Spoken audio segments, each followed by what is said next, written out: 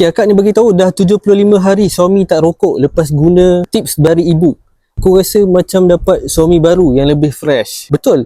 Kalau akak punya suami dah 75 hari tak isap rokok, akak patut bersyukur sebab kebanyakan suami diorang nak berhenti pun susah. Ini hari berhenti, esok diorang isap rokok balik. Minggu pertama bolehlah diorang tahan. Minggu kedua belum confirm, betul. So dekat dalam ni saya bagi tahu cara detox nikotin dalam masa 30 hari. Cara dia tu based on saya punya real life experience. Sebab macam saya sebelum ni rokok tegar, 3 kali saya fail berhenti rokok.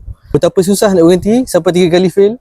So saya bukukan dia dekat dalam ni cara-cara untuk suami dan juga isteri lah. Boleh follow dekat dalam ebook ni. Bukan setakat korang boleh baca, korang akan dapat 12 video. Video ni unlimited access, korang boleh access anytime. Dan paling best untuk suami-suami yang susah nak berhenti, tengah low motivation, korang boleh dapat free consultation, boleh contact saya. Dan dekat link bawah ni kalau korang tekan, korang akan dapat banyak gila kupon. Sama ada korang nak tekan link bawah ni ataupun dekat bio saya pun ada juga. Korang just tekan je.